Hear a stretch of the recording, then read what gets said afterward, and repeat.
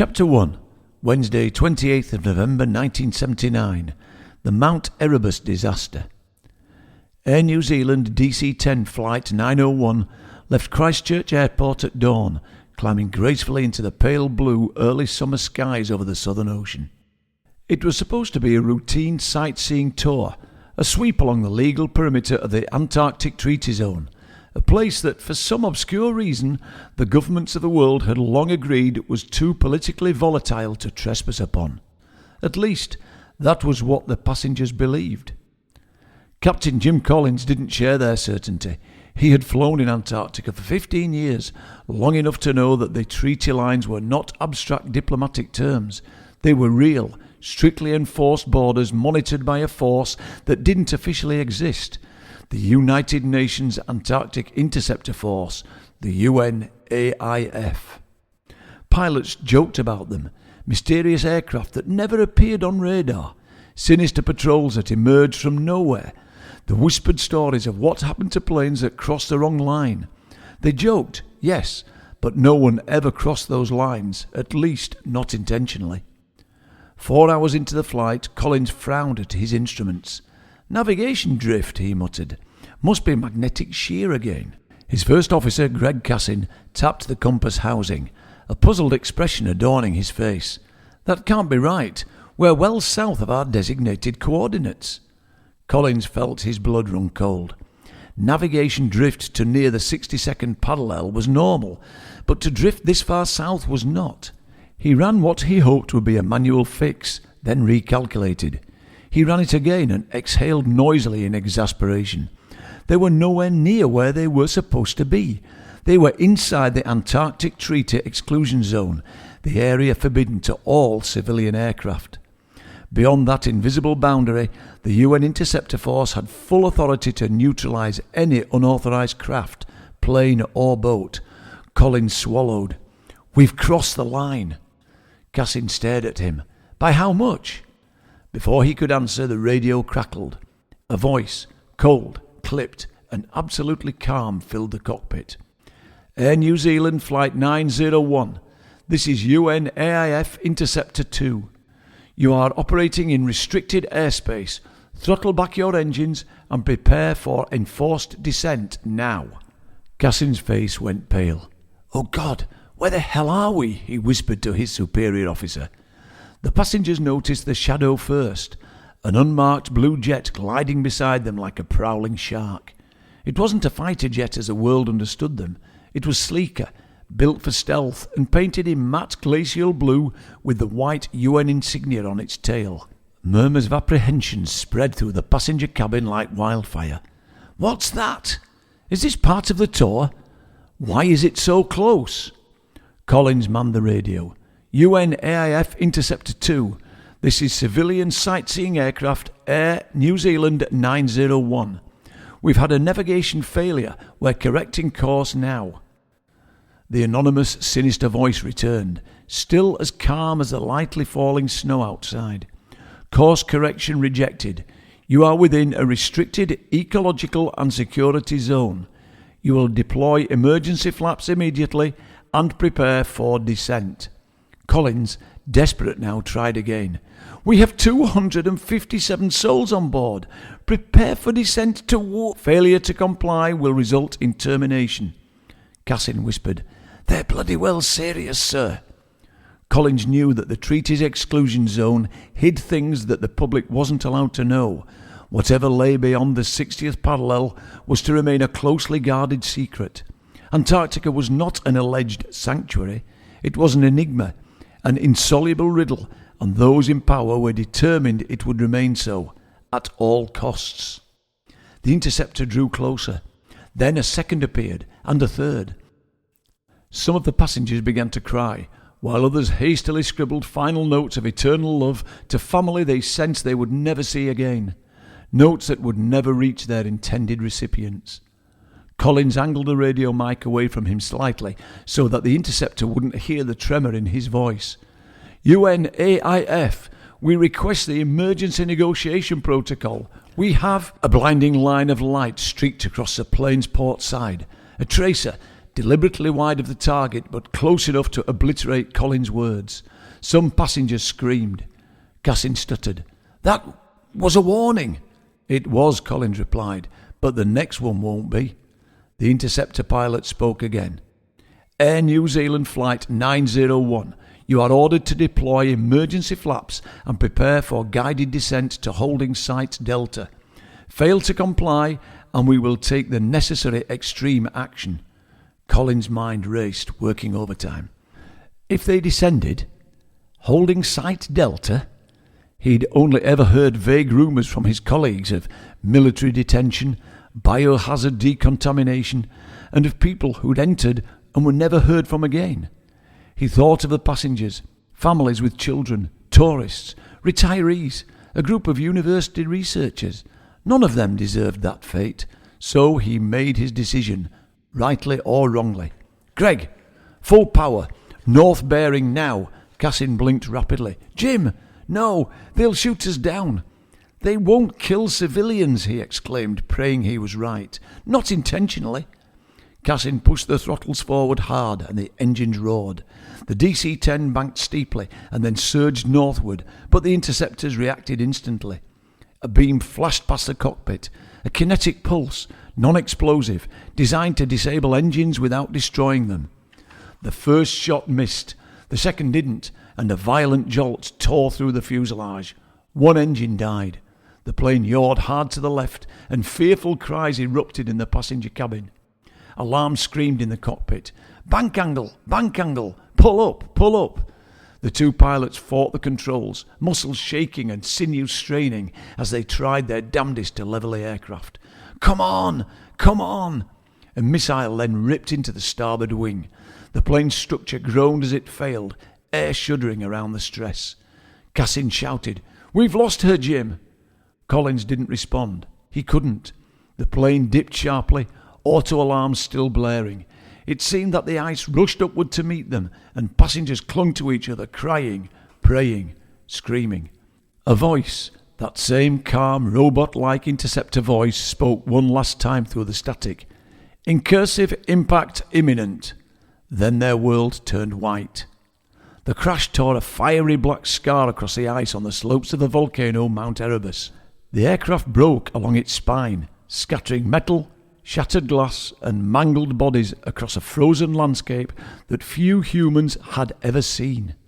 The interceptors circled once, satisfied that they had now done their duty, and then returned to base.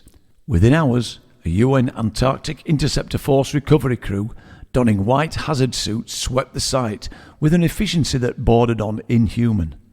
They carried equipment with no civilian markings, devices that hummed softly like the Antarctic wind. The crew leader spoke into a visor-mounted transmitter. "Core zone breach neutralized. Activate the containment protocol." They moved quickly, collecting data, debris, and carefully, quietly, the scattered body parts. Anything that belonged to Flight 901 disappeared into unmarked crates, and the wind and snow quickly erased the tracks they had left behind. By nightfall, no trace remained. 2 weeks later, the official report was circulated to select UN committees for distribution to the world's media.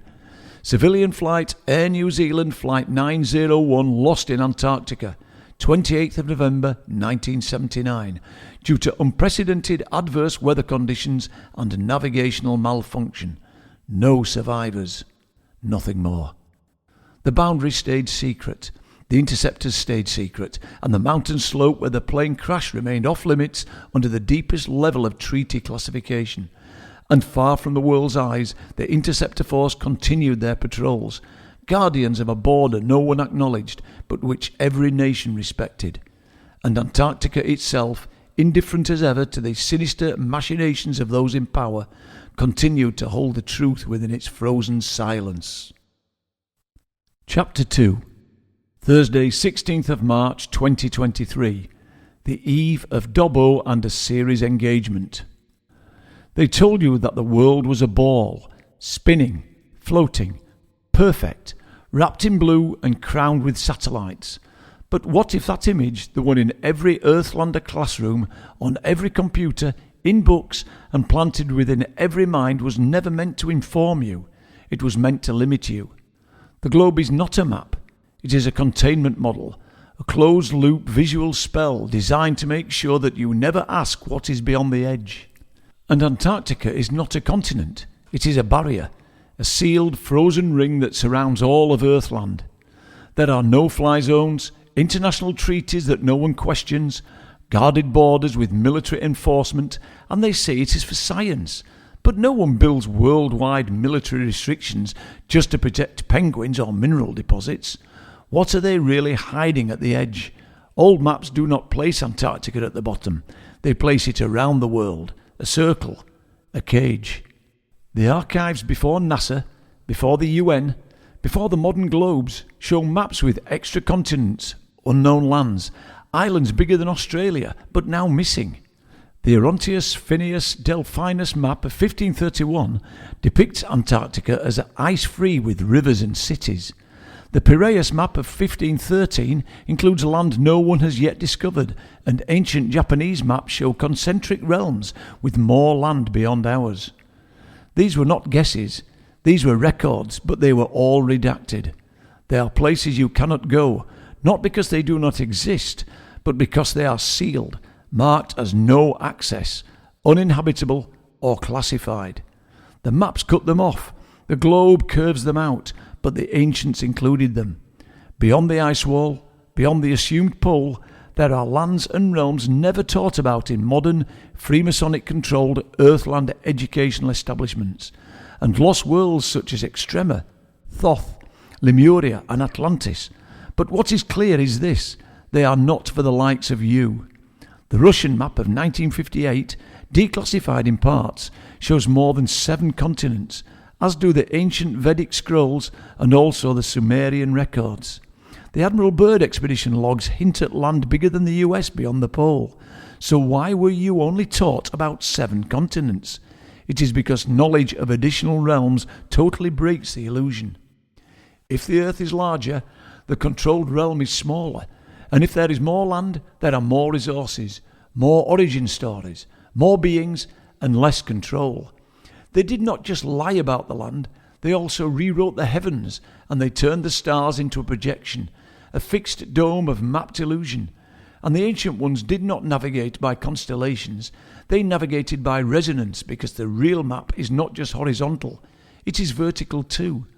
The sky above is not space, it is a grid, a layered interface, a frequency ceiling, and what we call stars, they are not suns, they are nodes, points in the cosmic circuit board.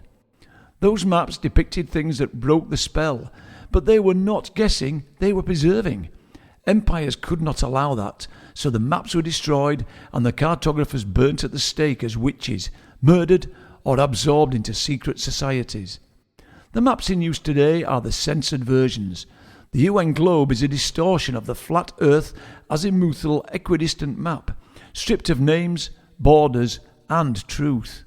You are told to think in 2 dimensions, but the Earth has many more layers than that. Those continents did not sink, they were veiled, shifted out of resonance, and that is why legends of Lemuria, Mu, Thoth, and ancient Hyperborea exist on every continent. Different names, same memories. Every time an area was erased from the map, it was not through nature, it was through deception and war. Borders were not drawn with pens, they were carved with fire, blood, and rewritten memories. Entire empires vanished overnight, not by collapse, but by deletion. And when they erased the land, they did not stop there. They wiped the languages, the cultures, the memories of those who lived there. It was not conquest, it was cartographic genocide. And they did not just erase land, they erased your ancestors' lives, your tribes, and your history. Then they presented you with a globe and said, "This is all there is." Even the right to rule was based on hidden geography, encoded in DNA. You could not enter certain places without that frequency within your blood. And you think it is a coincidence that royalty and the cabal are obsessed with genealogy? They did not just want to preserve purity, they wanted to preserve gate access. You have always been told to look outside for the answers, but the real journey is inward. The veins in your body mirror river systems, your neural pathways echo ley line grids, and your heartbeat synchronizes itself to the Earth's human resonance. This is no longer about physical territory. It is about mapped consciousness. They cannot colonize land they cannot find, so they colonized you, your beliefs, your memories, your internal compass, and now they distort the magnetic grid, scramble the solar codes, and fill your skies with poisons and noise.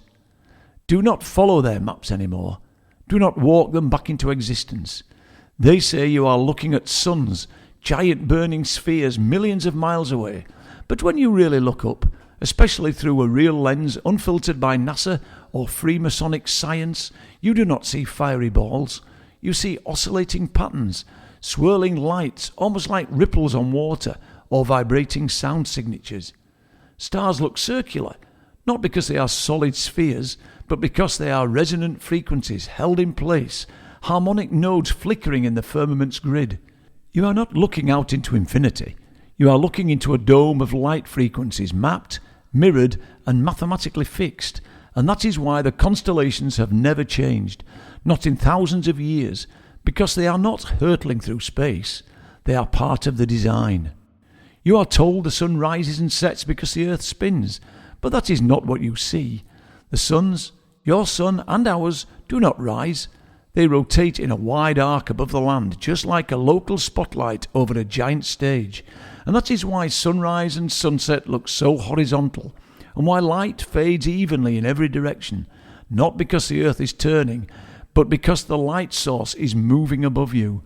Watch time lapses from a high altitude, and you will see the sun curve around you rather than sink away.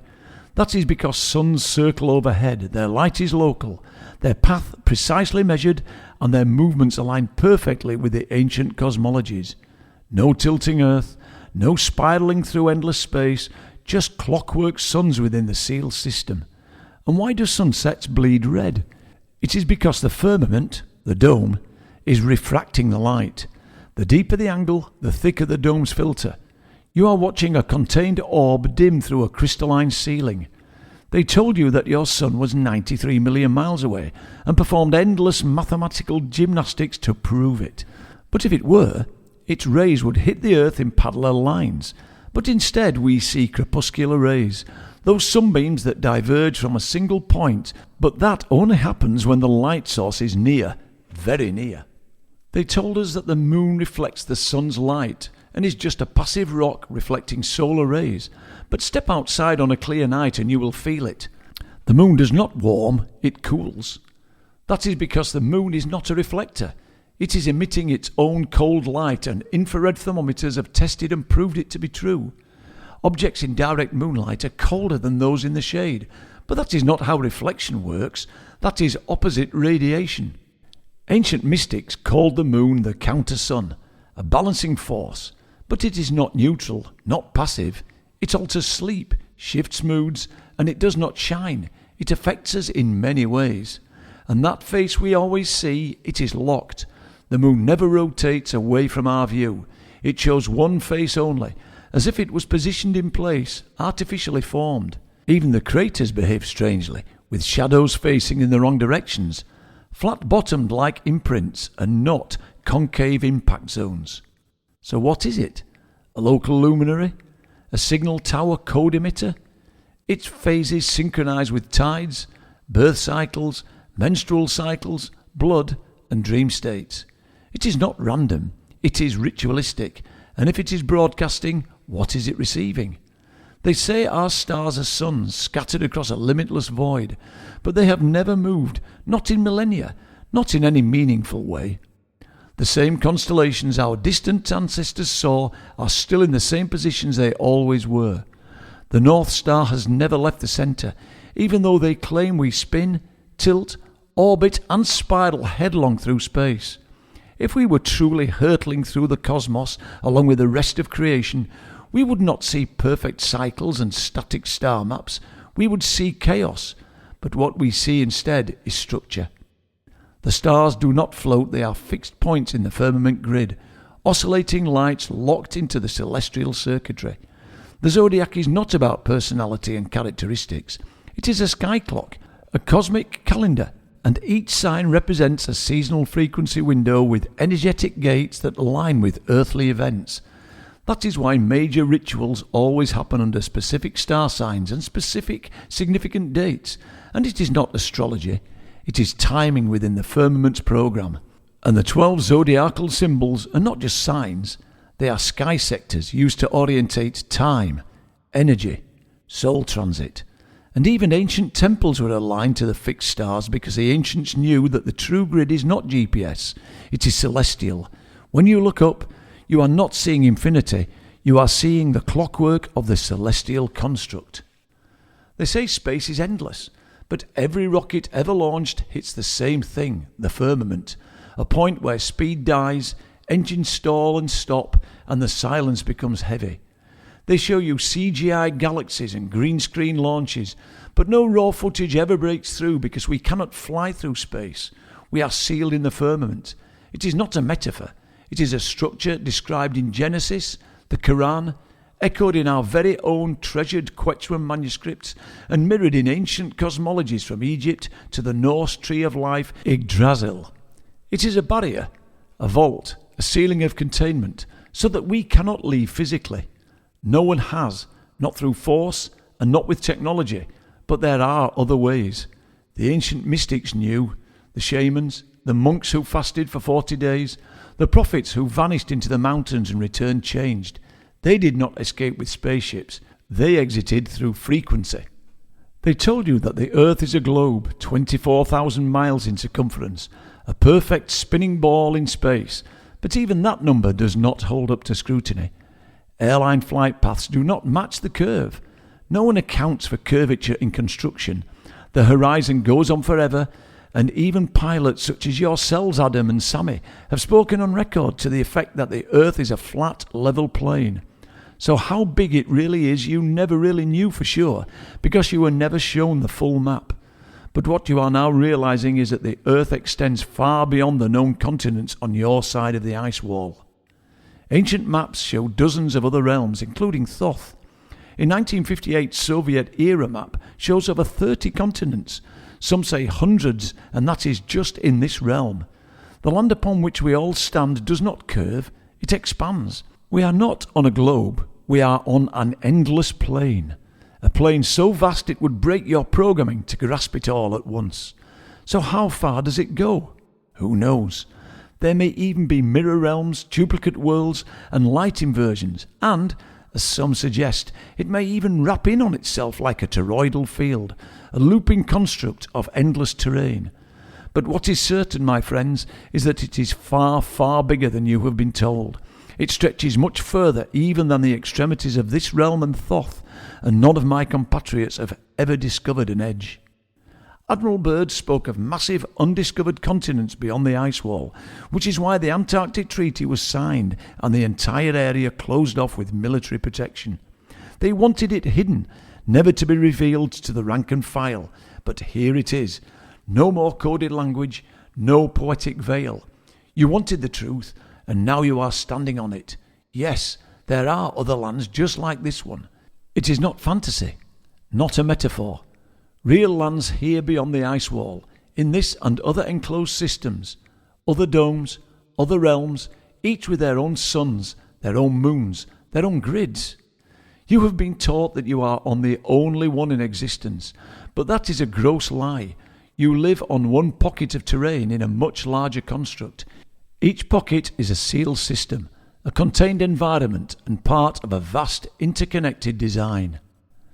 Some ancient maps show rings upon rings of land, each one self-governing with its own beings, timelines and laws of nature. We are not alone. We were never alone. So why do they not tell you? It is because control only works when you believe that there is nowhere else to go, nowhere to run, nowhere to hide, and nothing beyond. If humanity at large found out about these realms, governments would fall, borders would collapse, people would demand passage, and that is why the Antarctic Treaty exists, and it is why no country claims the South Pole region.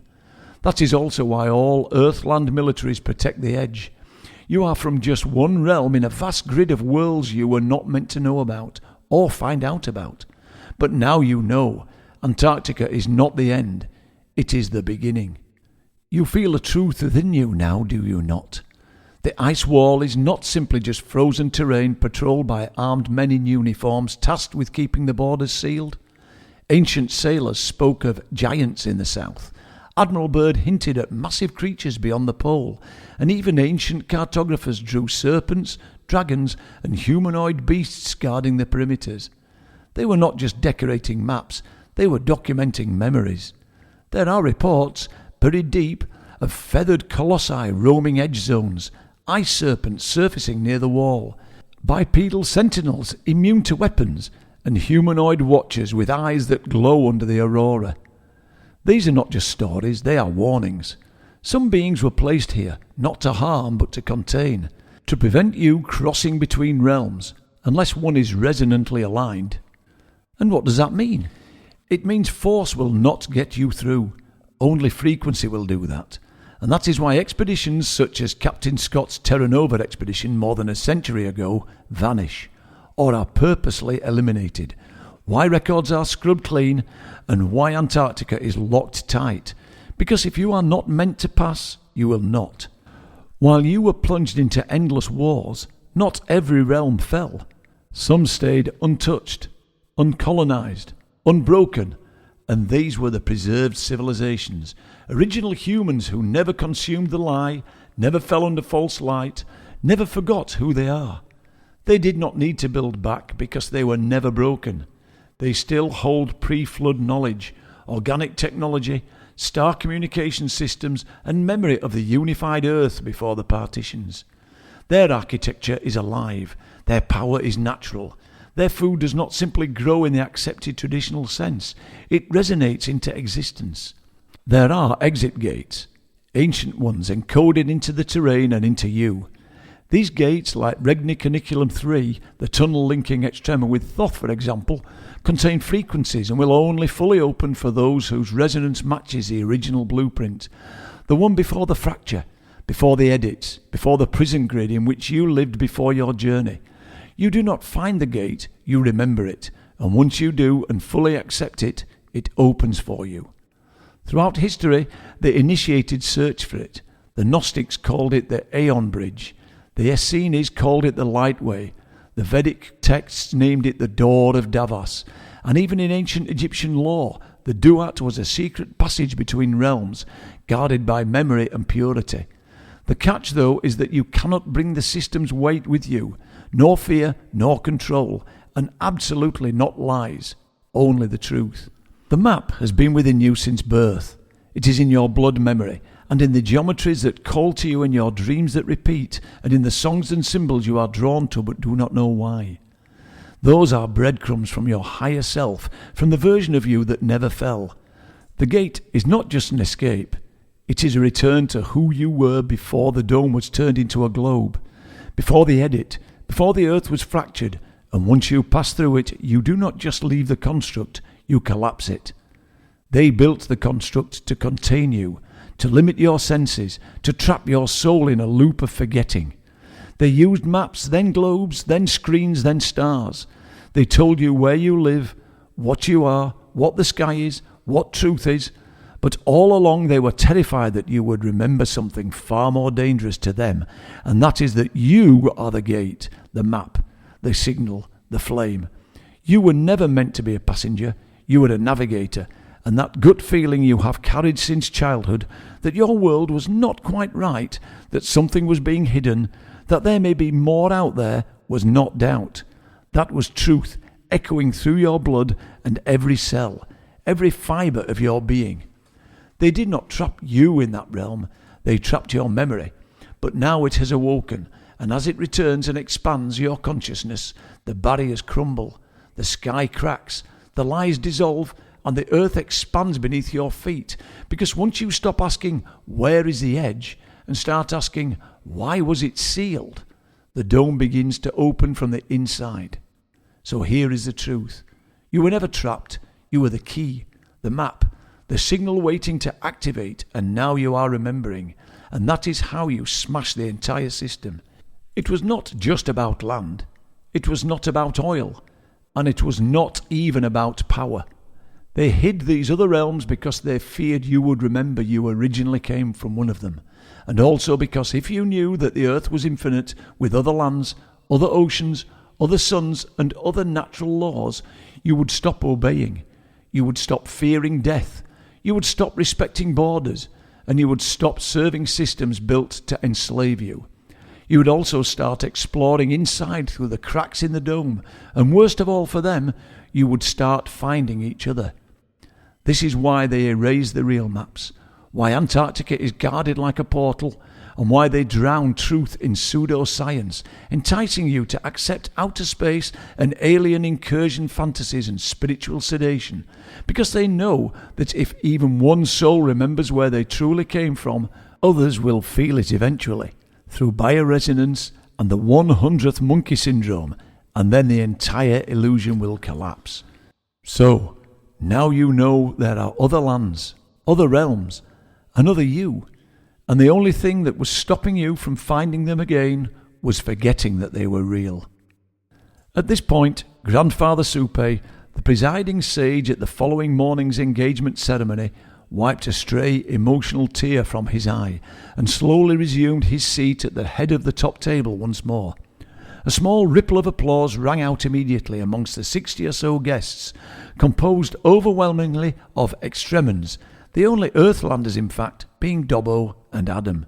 Then suddenly, spontaneously, Dobbo rose to his feet, dragging Adam upright alongside him, and began clapping and cheering loudly. This was a signal seemingly for which the entire room had been waiting. In seconds, the crowded Civic Hall auditorium was drowned in tumultuous applause and noises of appreciation for Soupe's eloquent and extremely prescient soliloquy. "Fucking hell," he shouted above the cacophony into Adam's ear. "What a speech! What a guy! Talk about eye-opening!" And then, once the hubbub had died somewhat, everyone was seated again, and the inordinate din had subsided to a mere murmur of approval, he added, "Seriously, mate, that is the most amazing speech I have ever heard. And what's more, it all makes perfect sense. Just a few weeks ago, I would have dismissed that as a complete load of bollocks. But now my eyes have been opened to some of the truth already, it just puts the sodding tin lid on it all. Wow. Just wow." Amazing, wasn't it, was all that Adam could manage to respond with, his eyes overflowing with moisture as his own emotions spilled over and the tingle down his spine began to abate. Chapter 3. Friday, 14th of May 2021. Summit of Global Leaders, Gstaad, Switzerland. Amidst the snow-capped peaks of the Swiss Alps, where serenity and grandeur blend seamlessly, the grand halls of the luxurious Alpina 5-star spa hotel in Gstaad shimmered in the pale morning light. The air on this beautiful spring morning was crisp, tinged with a faint scent of pine and polished marble, and there, in a luxury penthouse suite, in this haven of refinement and discretion, a gathering of huge significance was about to take place. A private summit between the heads of the World Economic Forum, the WEF, the United Nations, the World Bank, and the Bank of International Settlements. This meeting, meticulously orchestrated and cloaked in confidentiality, was intended to profoundly shape the future of all mankind and indeed the earth itself, or so the four protagonists fervently hoped. The carefully chosen venue is perched high in the midst of Europe's greatest mountain range, its windows framing vistas of distant glaciers and verdant meadows below. A crystal chandelier cast a golden hue upon the high-ceilinged suite, where a table of meticulously polished walnut, circled by velvet-backed chairs, awaited its distinguished guests. Outside, the entire world was wholly unaware of the potential outcome of this iconic meeting. But within those walls, time itself seemed to pause, allowing for reflection, dialogue, and decisions of high consequence for humanity. As dawn broke, a discreet motorcade glided along the boulevard, delivering the attendees to the hotel's secluded private entrance. At this time of day, the lobby was quiet, save for the subtle rustle of documents and the soft chatter of the staff manning the reception area. Security was unassuming but omnipresent. Plainclothes agents circulated unobtrusively. The VIP guests were greeted not only by the hotel's director, but also by a select cadre of senior Swiss armed police, whose presence belied the nation's perpetual role as a neutral country.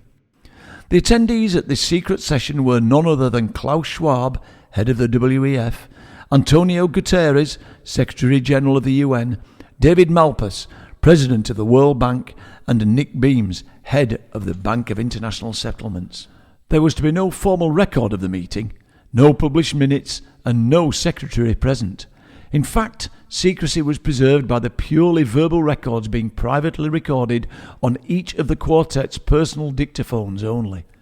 It was Schwab, one of the chief architects of the great COVID pandemic scam of 2020 to 22 himself, who opened the meeting, addressing the others in hushed yet formal tones in his distinctive native German accent. "Well, gentlemen," he began, whilst respectfully nodding towards the three others present, "I think we all know exactly why we are here. We have all already been in discreet discussions with our senior-most partners in our respective organisations, and we now have a broad mandate as to how to proceed with this ambitious yet wholly necessary plan to secure the future of the earth and, equally importantly, the future of ourselves and our families and those of the other elites of this realm." He took their soft murmurs of approval as the green light to continue, and commenced, broadly outlining the drastic plan as dictated to him by the real rulers of this world. "So, gentlemen," he continued in carefully measured tones, "here is the broad outline of what will become known, on a strictly need-to-know basis only, of course, as Operation Floodgate." Chapter 4. Friday, 17th of March 2023. The Engagement Ceremony. Slowly and silently, the engagement party entered the side chapel of the Inti Pater Civic Hall, where the self-same 60 guests, a series family members and closest friends, were already quietly and respectfully seated in readiness for the arrival of the happy couple. Adam, relaxed and smiling, led the group into the room, arm in arm with a most agitated-looking Dobbo, who was fidgeting nervously whilst biting his lip. Both men were dressed in traditional Quechuan engagement outfits, intricately patterned alpaca wool ponchos, knee-length beige hand-woven pants, and on their feet, hojotas, sandals made from recycled tyre rubber. Adam, noticing his best friend's troubled demeanour, pulled Dobbo tight to him and whispered into his ear, "Are you okay, buddy?" "No, I'm bloody not okay. I'm cacking me pants," Dobbo whispered back. "Why?" Adam probed. "You're not having second thoughts, are you?" "Surely not." Dobbo shook his head animatedly. "I'm a buggery. It's those bloody coca leaves that Grandfer Soupe has to read to suss out whether me and Assyria are meant to be. I mean, what if he says we're not compatible? I don't know what I'd do, Adders. I really don't." Adam chuckled and clipped him playfully behind the ear. "Don't be a total tosspot, Dobbo. Look, you know, she knows, and everyone here knows too that you and she are a nailed-on certainty for sure. It'll be a formality, I guarantee, so just relax and enjoy it, man. It's going to be an absolute blast." Reassured somewhat, Dobbo visibly relaxed a little. His lip-biting ceased, and his shoulders loosened as the two good pals reached the central aisle of the chapel. Adam had been right about most things these last few weeks, he reasoned, so he was most likely spot on with this too. The assembled throng rose to their feet as one and began to clap rhythmically, in time with the walking pace of the central figures as they made their way down the chapel to the front row of the seats. Following on behind the two airmen came the distinguished and very solemn figure of Grandfather Soupe, escorted by a smiling Eduardo. Both wore identical ponchos, pants and shoes to the two younger men, but Soupe also sported a striking and very colourful knitted woolen chulo, a customary Quechuan hat with ear flaps, worn traditionally by senior, well-respected elders, sages or shamans. Assyria then entered, accompanied on either side by her proud parents Pasha and Sewa. All three were beaming from ear to ear, shaking hands and exchanging greetings with those at the ends of the aisles as they followed along behind Soupe and Eduardo. The two women were the visual centrepiece of the group, resplendent in their matching engagement outfits, which everyone agreed were truly breathtaking. Their stunning beauty and grace illuminated the entire room. Both wore 5 separate layers of peleras, wide hand-woven flannel skirts associated with formal ceremonies, whereby the more special the occasion, the greater the number of layers worn. Asiri had laughingly informed Dobbo the previous evening that 5 layers was in fact nothing, and that at their wedding ceremony she would most likely be wearing 10 at least. Dobbo had joked in his own inimitable way that was okay so long as they didn't make her bum look too big. Over matching cream silk blouses, both wore bright crimson habonas, woolen jackets adorned with rows of multicoloured buttons, and around their necks, covering their backs and shoulders, were hung iliklas, square patterned woven capes secured at the front by a tupo, a gleaming safety pin made from dazzlingly pure silver. Atop their heads, mother and daughter sported monteras, native Quechuan traditional hats, each held in place under their chins by a sankapa, a woven strap decorated with a heavy layer of white beads. Mother and daughter simply glowed, radiating health, beauty, joy, love and contentment. Neither wore makeup of any kind. There was no such commodity in Extrema, apparently. Women here simply did not want or need it. Their natural beauty and vibrance was more than sufficient.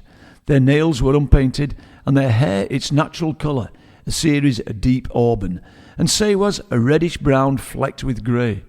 Neither women sported any tattoos or piercings of any kind, as again, such things were not only deemed unnecessary in Extrema, but were in fact frowned upon, regarded as a form of self-mutilation and uglification.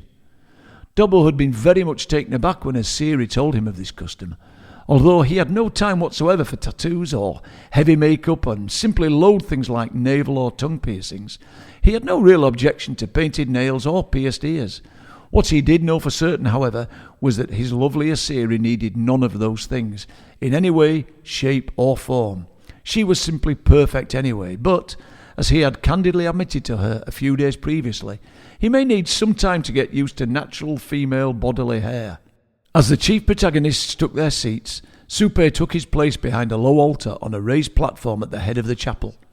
Over the altar he spread a large woven blanket patterned with native Extrema mammals, including freshwater dolphins, otters and beavers as found in Portalacas, the lake upon whose shores Intipata village stood. He then reached down and retrieved 3 large platters from beneath the altar. He very meticulously and carefully positioned these on the blanket before raising his head to face the audience. Then, after a brief pause, he drew a long, deep breath and began his opening address.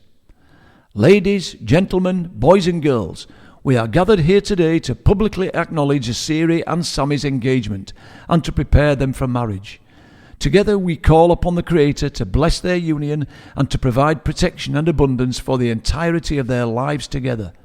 I am privileged and honoured, not only as one of Intipata's senior residents, but also as my beloved and beautiful Asiri's grandfather, to be leading and overseeing the ceremony.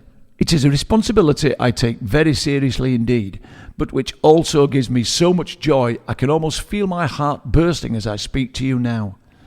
The traditional rituals within the ceremony are designed to confirm their suitability for marriage and also to bind them to the spiritual forces of the Creator. As well as confirming their mutual love and commitment, it is vitally important to affirm their harmony with nature, their immediate family, their closest and most treasured friends, and last but not least, our common community and heritage.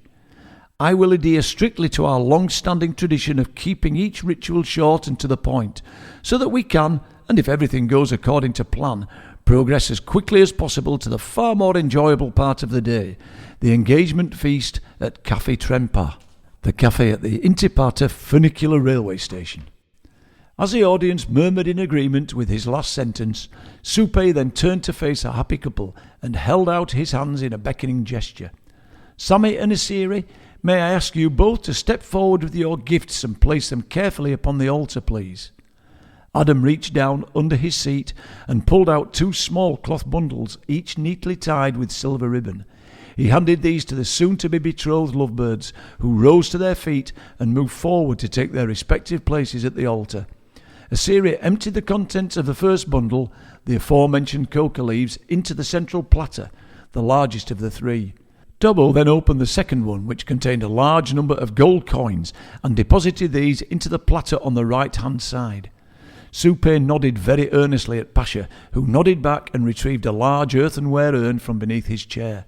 He too stepped forward to the altar and emptied its contents, the red and pink petals of the cantuta flower, into the third of the platters. All three then resumed their seats, and Supe addressed the assembled throng once more. "Good people, may I now have your complete silence as I perform the reading of the coca leaves? As you are all aware, the leaves will tell me not only if the union of Sammy and Asiri is meant to be, but also how long a period of engagement they should undertake.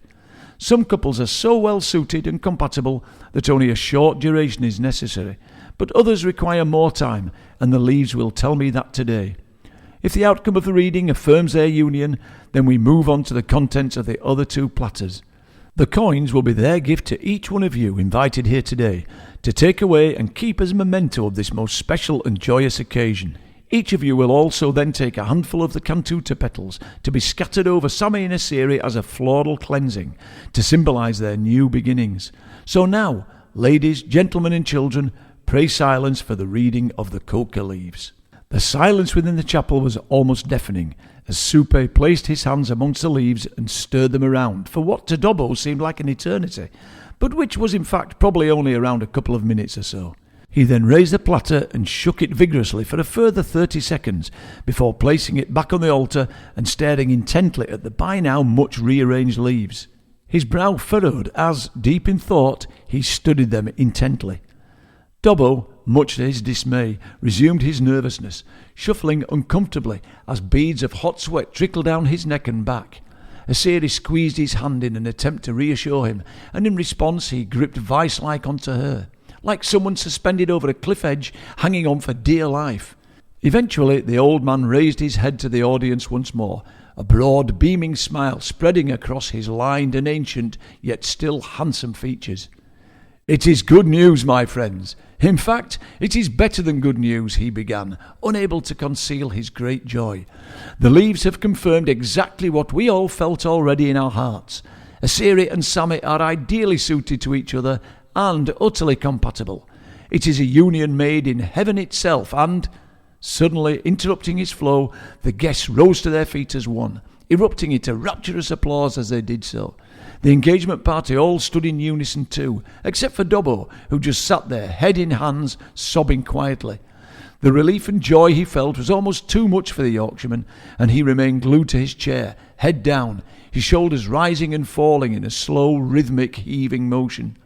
Asiri, having been accosted by both parents and her immediate family, eventually turned to him, grabbed his right hand and hauled him upright before throwing her arms around him and showering her emotional fiancé with kisses. "Sammy, Sammy," she yelled above the cacophony, "be cheerful, be happy. This is exactly what we both wanted. There is no need to cry." Dobbo sniffed long, hard and very audibly. He grinned, wiped his nose on his sleeve, flicked the tears from his eyes with the fingers of both hands, and kissed her long, hard, and for him anyway, very passionately. As they embraced, the tension he felt completely dissipated, and he realized that he loved this lady like no one he had ever loved before. In fact, had he ever really genuinely loved anyone at all before he met her? Most definitely not, he quickly decided. Their embrace was brought to an abrupt halt by Supe, who placed his hands on their shoulders and turned them around to face the guests. He then tied Asiri's left hand to Dobbo's right with a woven leather belt called a chumpy and continued with the formalities. "Before I was cut short just then," he announced, smiling broadly and with great affection, "I was about to inform you that the recommended minimum duration of Asiri and Sammy's engagement, according to my reading of the coca leaves, is just 9 weeks. So hopefully we will be celebrating their full marital union sometime around the end of May. Ultimately, however, it is their decision to make, not mine, and we shall leave it to them to decide between themselves. For the time being, though, as you will have seen, I have bound the happy couple together using the chumpy. This act symbolises their commitment and the sealing of their bond," he informed them. "They will remain tethered for the remainder of the ceremony. Fortunately for them, however, we are almost at the end, but to fully cement their betrothal, it is important they do not become untied until all formalities are over. Ladies and gentlemen, boys and girls, it is now time for you all to step forward, received your gold coin and flower petals from the happy couple, and then returned to your seats in preparation for the floral cleansing. Row by row, starting at the front of the chapel and moving backward, each guest came forward, kissed Dobbo and Asiri on each cheek, and then, with each one using the exact same words, wished the newly engaged couple every blessing for the future. In return, Dobbo handed each one a gold coin, and from Asiri they received a generous handful of cantuta petals. Once all the coins and petals had been distributed, and the guests had returned to their positions on either side of the aisle, Supe made his final ceremonial declaration. "Good people of Extrema, and of course Adam too," he quickly corrected himself. "It is an honour and a great privilege to present to you Asiri and Sammy, our happy and now betrothed couple. May they be blessed and protected by the Creator all their days together, and live in love, peace and harmony with each other, their fellow man and the natural world, whichever one they eventually decide to call home. They will now leave the chapel, and as they pass you on their way out, please shower them with the petals to cleanse and purify their union. Thank you all for attending, and I look forward to seeing you all again later today at the engagement feast." As the joyous lovebirds strode along the aisle towards the exit, cantuta petals thrown by the guests raining down upon them, the air resounding with congratulatory murmurs and good wishes, Asiri pulled her fiancé very tenderly into her side once again. "Sammy, how much time should we leave before the wedding? I love you so much, and I want you so badly. I would like it to be as short as possible. Even 9 weeks seems like an eternity right now." Dobbo took a few seconds to consider the question. He then grinned mischievously and squeezed her hand tightly, very tightly indeed, before responding. 9 weeks max, he replied emphatically. "Honest, I can't wait to get my hands on you either. It's driving me half crazy having to wait, but it feels right doing it this way, and I'm happy to go along with it. I bloody well hope the time flies though." However, as it was soon to become apparent, events would rapidly overtake them. But for now, at least, totally oblivious to the events unfolding in the background, the two lovebirds remained deliriously happy. Chapter 5. Sunday, 17th of March, 1912. Captain Lawrence Oates' disappearance. The wind outside howled incessantly, tearing mercilessly at the tent's frayed seams. Inside, the air was thin, bitter with frost, and every exhalation formed a fleeting cloud before vanishing into the cold that crept in stealthily, insidiously, like an uninvited visitor from all directions. Totally unaware of the fact that today was actually his 32nd birthday, Oates lay half-curled, restless in his reindeer skin sleeping bag. His feet, blackened and frostbitten, were wrapped in what few bandages could be spared. He could feel nothing below the shin anymore. His pain had given way to a kind of distant clarity, as though he were already a ghost. Scott stirred in the dim light, his voice hoarse and weak. "Try to get some rest, Larry. The weather might ease." Oates managed a gentle, ironic laugh. "It hasn't eased in weeks, Skip." He shifted his gaze towards the tent flap. A dim greyish light filtered through, the only sign of a world beyond their prison of canvas and snow. Wilson slept fitfully, muttering under his breath, yet Bowers sat bolt upright, still alert, eyes hollow but steady. They all knew what Oates knew, that the sledges would not move much farther, not with him slowing them down.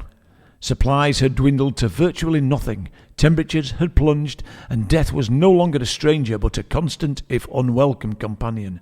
He thought of the ponies, his ponies, lying buried under the drifts months ago, of their warm stables back home in England, of green fields, and of his mother's garden at Gestingthorpe Hall in Essex, where spring would now be just beginning to stir, and these thoughts brought with them a strange peace.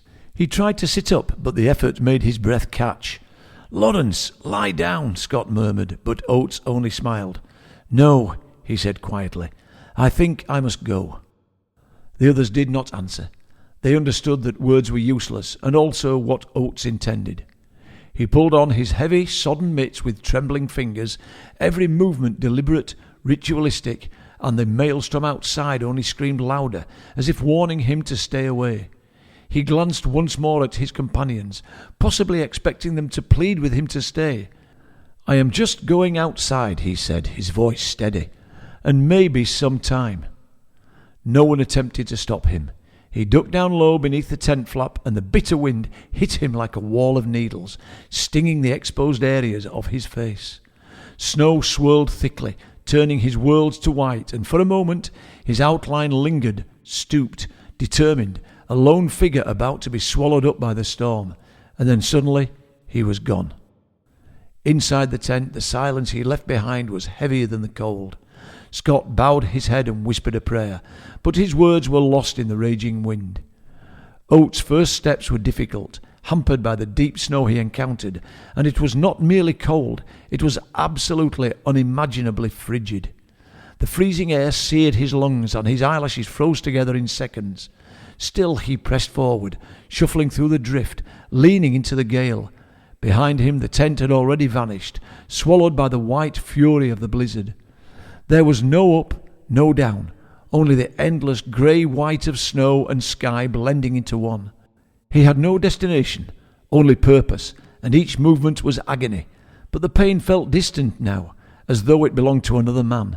The cold numbed him into a kind of peace, and the roar of the wind softened, became rhythmic, like the sound of the ocean or the pounding of blood in the ears. He stumbled once, righted himself briefly, then fell again.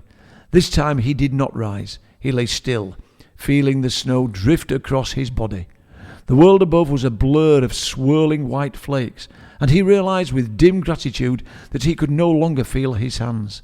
His last conscious thoughts were not of despair, but of relief, that the others might have a little more of a chance without him, and that he had demonstrated in his own way a soldier's honour. The snow now covered him gently, like a blanket drawn over by an unseen hand, and by morning there was no sign of where he had gone. No trail, no body, no mark of a struggle, only the flat, unbroken whiteness of the Antarctic plain. Chapter 6. Friday, 17th of March 2023. The engagement reception.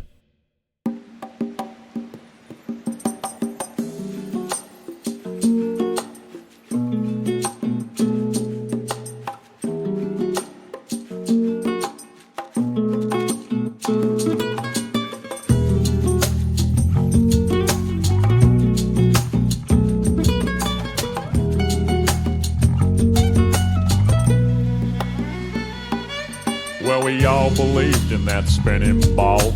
Indoctrination blinded us all. From the very first day that we went to school, they put a globe in our face and that thing looked cool. The teacher explained how it all worked. Of course it sounded so berserk, but who was I to question it? 'Cause I was just a tiny kid. It sounded crazy as could be, but teacher would never lie to me.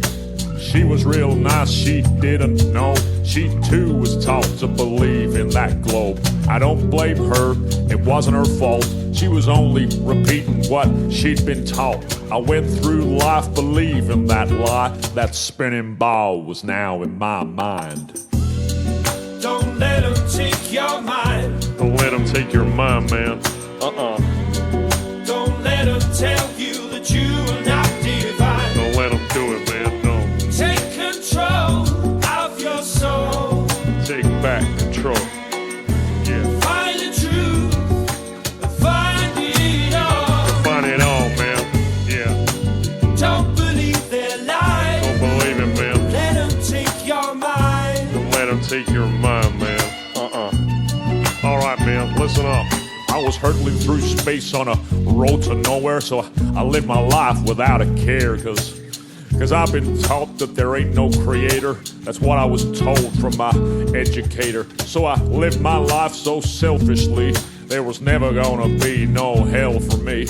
I just pleased myself with no care for others, with no respect for my brothers. Until one day when Adam woke me up and I drank some truth with my coffee cup. He told me things ain't what they seem. This so-called reality is just a dream. There's deception everywhere we look.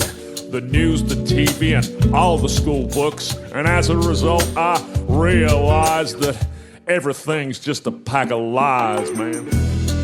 Don't let them take your mind. Don't let them take your mind, man. Don't let them tell you that you are not divine. Don't let them do it, man. Don't. Take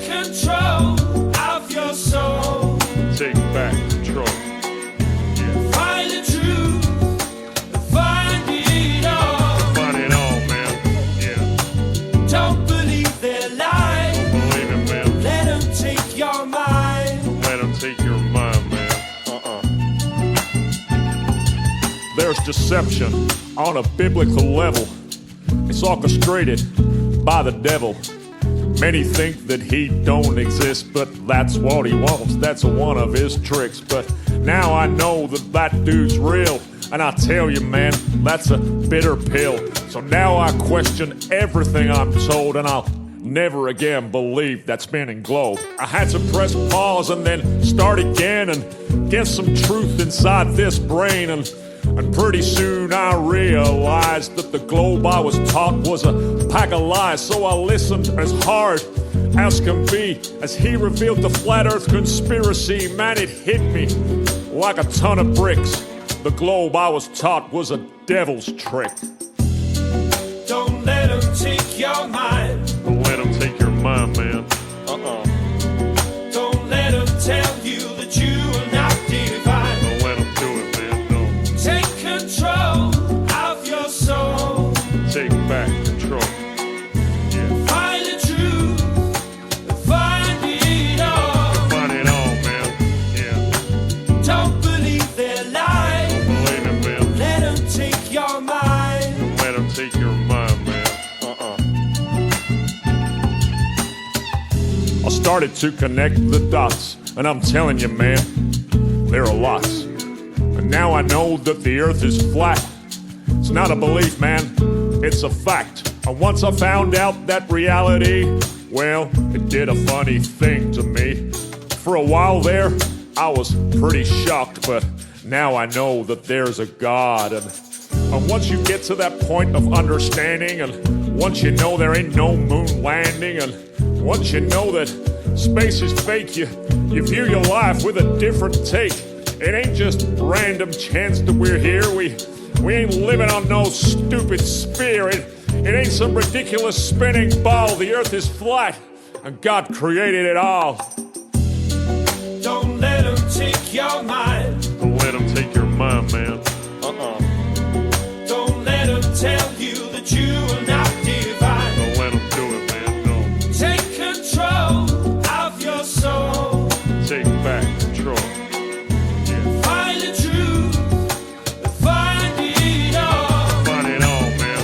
Yeah. Don't believe their lies. Believe it, man. Let them take your mind. Don't let them take your mind, man. Well, now I found out about all these lies. I live a completely different life. I stopped reading the news and turned off the TV, cause that stuff is evil as can be. I'm trying to be a much nicer guy, and God forbid if I tell a lie. I'll treat people with more respect, and I'll soon have a wife that I'll never neglect. Yeah, being good's working out for me. Now I ain't blinded and I can see. I know that there's a God above, and if I'm good, then he'll show me love. I'll try to live life selflessly to be the best husband that I can be, and treat people how I want to be treated. Now my indoctrination is defeated, so don't believe in the devil's lies, because it's God he wants to hide. That's why they teach that spinning ball, to make you think you ain't special at all. Don't believe what you're being told, and don't believe that you're evolved. It's all an accident, and you are too. No, you're someone special, and God made you. Don't let them take your mind. Don't let them take your mind, man. Don't let them tell you that you are not divine. Don't let them do it, no. Take control of your soul. You gotta take back control. Find the truth, Find the truth. find it all. Find it all, man. Don't believe their lies. Don't believe it. Let them take your mind. Don't let them take your mind. Yeah, play that guitar.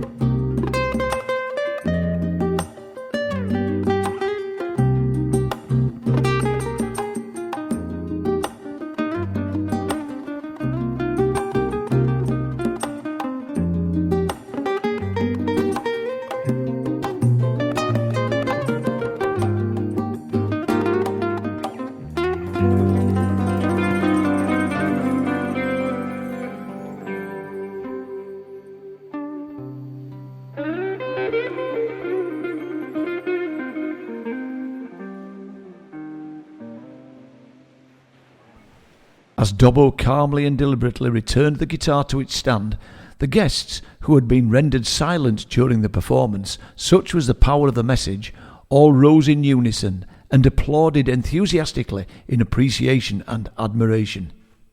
The focus of their acclaim, having thanked and shaken the hands of all 10 members of the house band, and now strutting and smirking just like, in his own inimitable words, a dog with 5 dicks, stepped down from the stage and casually relaxed back into his chair.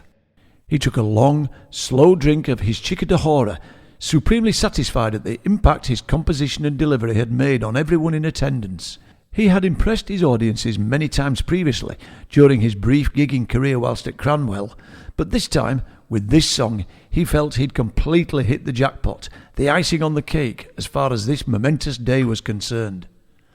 Adam sidled across to congratulate the Yorkshire minstrel on his latest masterpiece and shook him warmly and enthusiastically by the hand.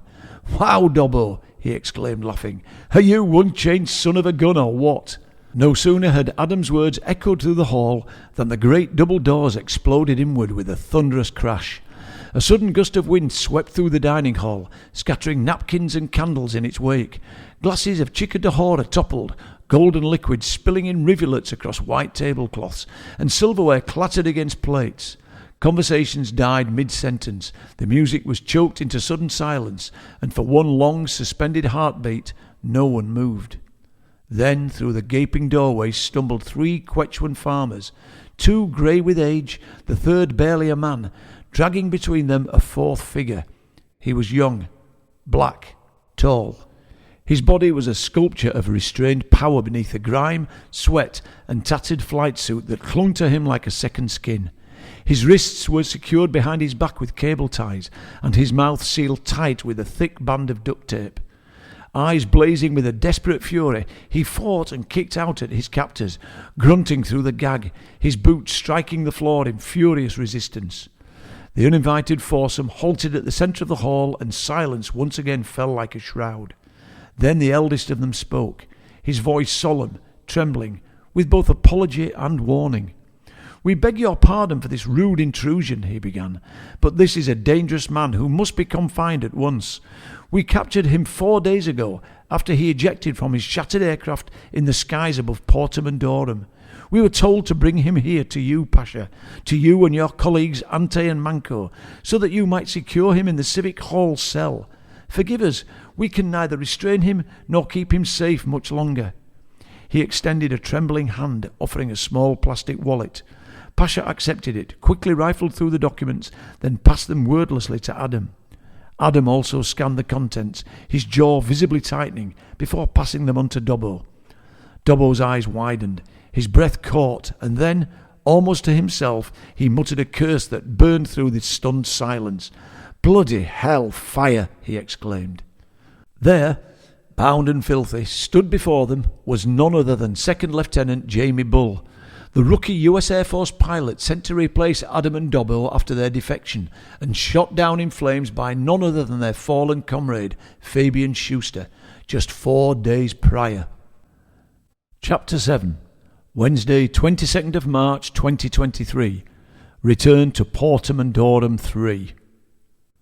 Following their return late morning voyage north back to PM3 along the opaline waters of Portulacus, Adam, Dobbo, Assyri and Eduardo settled themselves around the impressive marble-top dining table in PM3's reception room and sipped at their coffees as they talked over the events of the previous few days.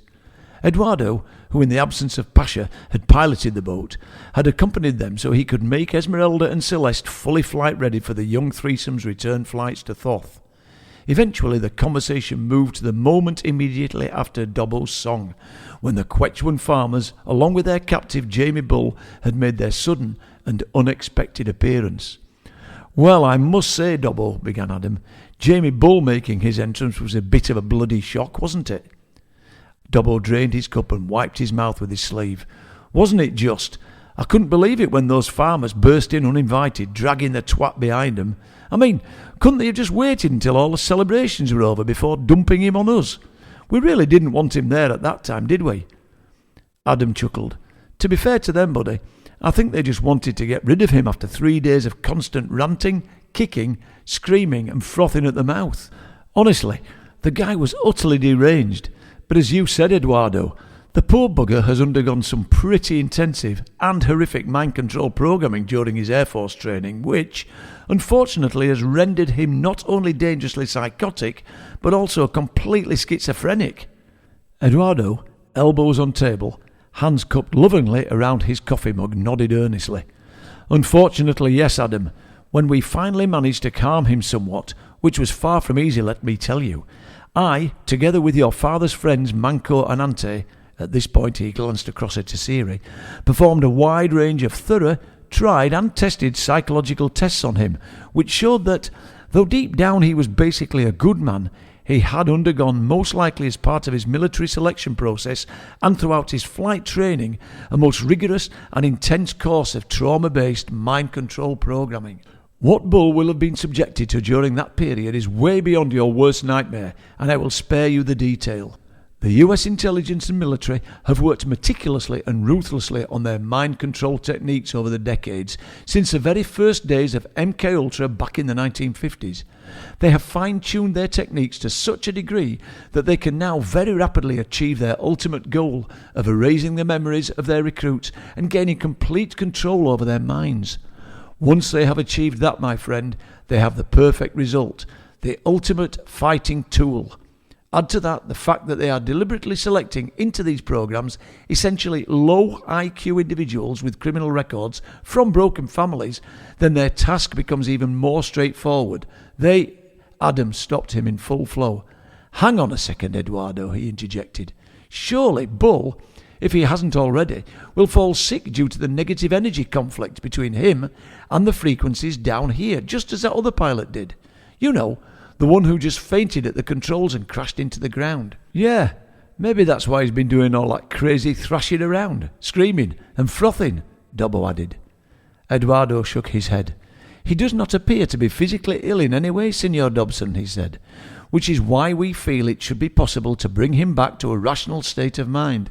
The fact that he is not sick, other than in the mind, indicates a good soul, albeit one corrupted and violated by the ordeal the poor man has undergone. Therefore, after you three have departed for Thoth, I shall return to Intipata and, together with Manco and Ante, give Signor Bull our undivided attention and do our utmost to reverse that programming.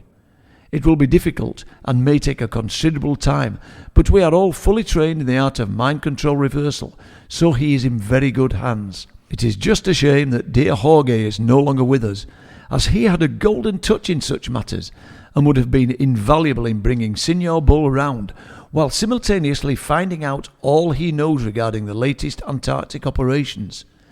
As you probably heard, amigos, he was constantly raging, albeit incoherently, about something called Operation Floodgate. I would very much like to find out more about this once we have returned him to something approaching normal again. Dobbo leaned back in his chair and folded his arms. Yes, I heard him going on about that several times, but couldn't make any sense of what he was actually saying. I wish you all the bloody luck in the world with that task, Eduardo, but I think it's something we need to get to the bottom of. It certainly didn't sound good to me. Siri then joined the discussion. If anyone can help the American, then Eduardo, Manco and Ante can, she declared emphatically. My father has the utmost respect for all three, and I share his confidence. I would not be surprised if they managed to turn him around quite quickly and find out exactly what he knows. But just like you, I too am worried about this Operation Floodgate. Whatever it may turn out to be, I very much hope it is nothing sinister. So, for now, until I know any better, I shall put it to the back of my mind and enjoy the next stage of our adventure. Dobbo placed his arm around her and squeezed her tenderly. Me too, sweetheart, he assured her, slightly unconvincingly. Me too. Eduardo then raised himself to his feet. I shall go prepare the aircraft for your departure. It will take me around 45 minutes or so, but I will need some assistance. I will gladly help you, Eduardo, Siri declared enthusiastically. I am rather nervous about the return flight, so helping you will hopefully take my mind off it. The Quechuans finished their coffees and left the two airmen alone to continue their conversation. So, mate, Dobbo began, back to Thoth once again, eh? I'm starting to feel like a bloody yo-yo, and no doubt we'll be coming back here again in 9 weeks' time for the wedding, if Assyria has anything to do with it." Adam grinned. "Quite likely, but I'm just looking forward to settling in down there for a while, finding out more about the place and maybe doing a bit of exploring around and about. Also, I want to talk to a few more of the people we met while we were there. I mean, that civic reception, what was that all about? Amelia Earhart and Fred Noonan turning up was a surprise, to say the very least, plus Andrew and Sarah Arthur." Dobbo cut him short. "Ah, yes, Sarah Arthur," he mused, smirking and raising his eyebrows. "Methinks, old pal, that you may well have the hots for that particular young lady." Adam blushed slightly. "Methinks the hots is not a strong enough word for it, my astute friend," he chuckled. "She is absolutely gorgeous. I can't believe what an impact she's had on me. Honestly, I just can't get her out of my mind." "Well, when we get back to Thothadders, bloody well do something about it, like I did with Asiri. Actually, Asiri spoke at length with her just after the civic reception, and they hit it off really well, but she didn't manage to chat with Earhart and Noonan at all, which she was a bit disappointed about." Adam shook his head. "No, I never had the opportunity. I got into a long conversation with Ash Pardo, you know, the guy who piloted the Dreamliner, and boy, did he have a story to tell. I barely got a word in edgeways for over an hour. Bloody hell, was that talking lightning or what?" Dobbo's curiosity was now well and truly piqued. "Why? What did he have to say?" We both already knew what happened regarding his flights to Antarctica with the deceptionists, but what else did he have to tell you that was so intriguing? "His whole life story, actually," Adam retorted. "And his original name wasn't Ash Pardo at all. He was actually born Brandon Flynn in a small town near Port Elizabeth, South Africa, where his parents ran a successful pig farm. However, the family fled to the UK in the mid-90s after they'd been forced off their land by ANC terrorists. They settled in Bridgnorth, Shropshire with his English grandparents, and after leaving school, Ash, or rather Brandon, trained as a commercial pilot and was eventually taken on by British Airways, flying jumbo jets on their transatlantic routes. It was about that time that he began to realise that nothing in his aviation training made any sense at all. Well, certainly not on a heliocentric model, and... "Heliocentric model? What the hell is that, Adders?" blurted Dobbo, interrupting his pal in full flow. "You're losing me now." "Oh, the heliocentric model is the version of the solar system where the Earth is a ball 20-odd thousand miles around, spinning at 1,000 miles an hour and orbiting the sun at 66,000 miles per hour, Adam clarified. "The alternative is the geocentric model, which was totally accepted by everyone going back in time. You know, the one where the Earth is a fixed, stationary plane that the sun, moon and stars revolve around.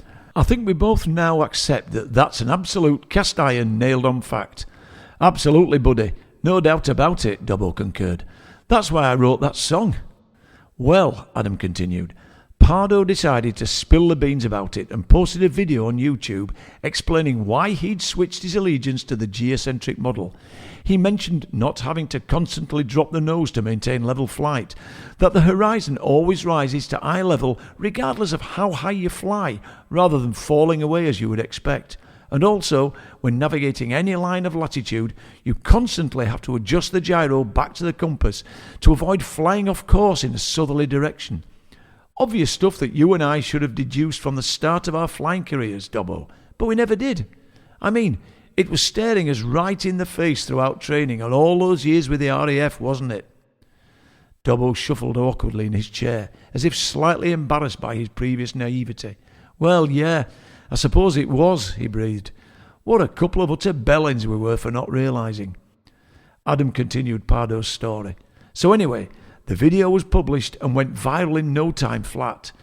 BA were absolutely furious with him, called him in for a meeting with HR and sacked him on the spot, though he believes they were ordered to do it by the intelligence services, most likely 77th Brigade. Dobbo was intrigued again. 77th Brigade? What the hell is that? Adam sighed. Here was another so-called conspiracy theory about which he had to educate his best mate.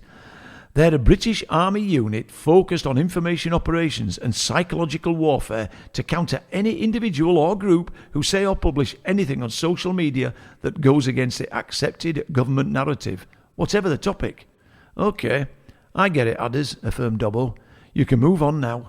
Anyway, as I say, BA sacked him, but didn't have the authority to revoke his licence, and he eventually found work with a company called Excalibur 3 Aviation based at Teesside Airport, not far from your old stamping grounds, flying old 727s the length and breadth of the UK on what he was told were aerial imagery flights for the likes of Google Earth, the Ordnance Survey and the MOD. Well, as it turned out, it was nothing of the sort. They were actually a geoengineering contractor, spraying heavy metals into the air at around 15,000 feet to alter the weather, probably to reinforce the climate change net zero hoax. Well, at least they claimed it was for geoengineering, but Pardo did his research and he discovered that it was something far more sinister than that. What? Dobbo exclaimed in utter disbelief. So climate change and net zero are a load of bollocks as well, are they then? My God, Dobbo, Adam sighed with a smile. You know nothing, do you? Maybe I'll enlighten you on that one later. Sorry, mate, Dobbo chirped apologetically. Adam continued undeterred. So, anyway, he blew the whistle on that too, and surprise, surprise, Excalibur 3 sacked him on the spot as well, although this time 77th Brigade saw to it that his commercial pilot's licence was well and truly revoked. His flying career, to all intents and purposes, was now over. Dobbo sighed breathlessly, shaking his head in disgust. The absolute fucking bastards, he cursed. Indeed, agreed Adam, but Flynn wasn't going to be deterred that easily. He took on his new identity, Ash Pardo, fled to Malta of all places, and retrained under his new assumed identity. And the rest is history. Very recent history, of course. Then he was recruited by VenettaJet, which is totally wide awake to all the nonsense going on in the world these days, and in next to no time at all he became their chief pilot. After that he soon got heavily involved with the deceptionists, and eventually found himself down here with the rest of us. Adam paused, and Dobbo simply stared at the wall in silent contemplation of Adam's startling revelations. It was almost too much for the shell-shocked airman to take on board. You know what, Adders? Dobbo muttered after a short break in the conversation. I am so bloody glad that I don't have any friends or relatives back home in England. I really don't know what I would have done now, knowing all this shit. But after meeting a Siri and realising that the world over there is beyond broken, the decision to stay here is a complete no-brainer. Adam smiled and nodded his approval. He felt exactly the same. Especially, he surmised, if Sarah Arthur were to be even vaguely responsive to his forthcoming overtures. The next voice the two men heard was Eduardo's, calling to them through the open door from the apron outside. Senors, Esmeralda and Celeste are almost ready for takeoff. Could you put on your flight suits and helmets and join me outside in 5 minutes, please? Chapter 8, Tuesday, 14th of February, 2023. www.thedeceptionists.org. Hi everyone, Ash Pardo here, reporting to you from a secret location in Ushuaia, Argentina. Just thought I would update you all on our progress, or more accurately, the outcome of our pioneering, truth-seeking Antarctic expedition. As you all know, we departed Port Stanley in the Falklands on Saturday, 11th of February, in an attempt to, well, as far as the authorities are concerned anyway, fly directly over Antarctica to Perth, Australia.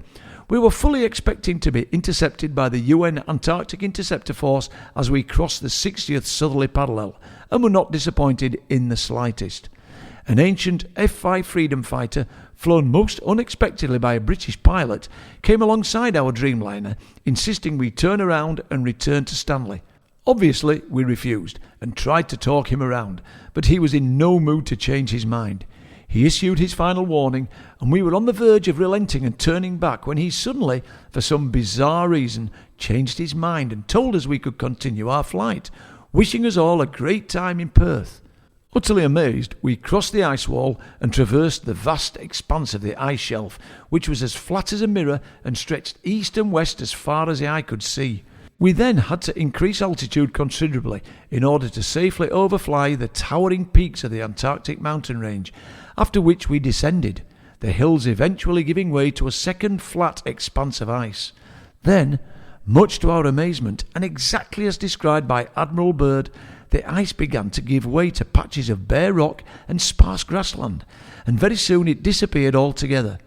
The outside air temperature increased markedly, and the light improved, almost as if we had come under the influence of a different sun.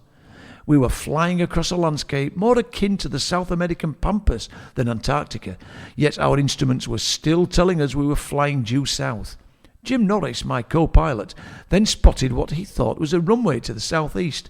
Surely not, we both thought, but that's exactly what it turned out to be, and we touched down without incident just a few minutes later.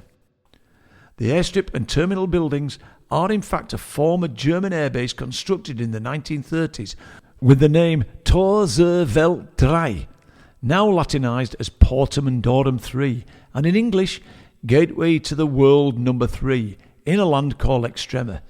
Its coordinates, for those of you considering embarking upon the same journey, are 58.2451 degrees west and, now wait for it, 100.3896 degrees south.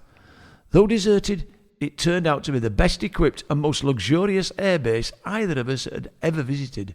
Fully stocked with fabulous food, accommodation for over 100 people, as well as having a health spa and an infirmary, it is located between two huge lakes, the water temperature of both a wonderful 70 degrees Fahrenheit, ideal for swimming and snorkeling. The two lakes and the river flowing from one to the other teem with fish, and many of our fellow deceptionists took full advantage. Believe it or not, the finest quality fishing tackle was also provided. There is a visitor's book there which, when we read through it, simply blew our minds. I know this sounds crazy, but the list of visitors over the decades included the likes of Amelia Earhart, Richard E. Byrd, John F. Kennedy, Walt Disney, and L. Ron Hubbard, both metaphorically and literally out of this world. Boy, have we been deceived, everyone. But I'm delighted to say that we, the Deceptionists, have well and truly rumbled it. There was also a welcome book at the base, which, as well as providing a comprehensive guide to the base and the surrounding area, provided instructions for our onward journey. And that was to continue flying south to a place called Thoth, wherever or whatever that might turn out to be. Unfortunately, several of our passengers fell seriously ill within a few hours of our arrival, and so sadly we had no option but to return north again. Apparently, the book informed us, this was because their negative energy so conflicted with the frequencies of Extrema that if they stayed any length of time they would almost certainly die. Our mystery benefactor was one of those who fell ill, and so right now, as I write this update, we are doing our utmost to nurse him and the others back to full health. If we are successful, then we shall interrogate them all to try and determine exactly why their energy is so averse to the frequencies down there. We'll keep you posted. Chapter 9, Wednesday, 15th of March 2023, Teniente Rodolfo, Marsh Martin Air Base. Where in the name of Jesus H. Christ are those fucking retard pilots?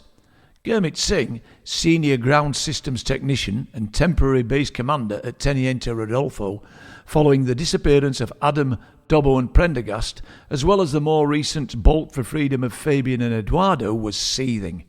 Actually, seething was probably not a strong enough word for how he was feeling right now. Incandescent seemed to be much nearer the mark as he drummed his fingers repeatedly on the table in abject rage and frustration. It was now a full 12 hours since Second Lieutenants Jamie Bull, Carl Campbell and the other three rookie F-22 Raptor pilots had set off in hot pursuit of Fabian and Eduardo in their aging Tornado GR5, following the duo's daring escape from the base. Look, there are 5 of the bastards somewhere out there beyond the ice wall flying modern, state-of-the-fucking-art jet fighters, chasing 2 escapees in a decrepit old German Tornado. What the holy crap could have happened to them? You don't think they could have damn well deserted too, do you, Dakers? Dwayne Dakers, Singh's underling at the base, though a far more skilled and experienced flight engineer, was saying very little and simply sat there head down, sipping gingerly from his piping hot coffee mug as his superior ranted and raged on. Come on, Dwayne, say something for God's sake. Surely you of all people must have an opinion, a theory, an idea, anything. I mean, you're the goddamn expert around here when it comes to fighter missions. What do you think could have happened to them? Dakers took a long gulp of scalding coffee, winced as it burnt his mouth, held it there for several seconds as it cooled, and then swallowed it with a loud gulp before carefully wiping his mouth with his sleeve. I don't know, Gurmit.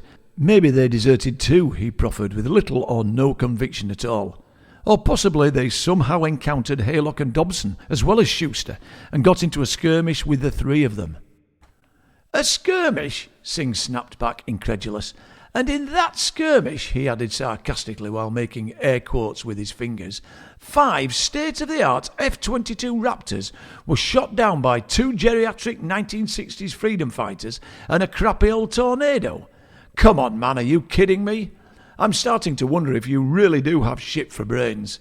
If they'd have gotten into a dogfight with those old tin cans, they'd have blown them to kingdom come in an instant.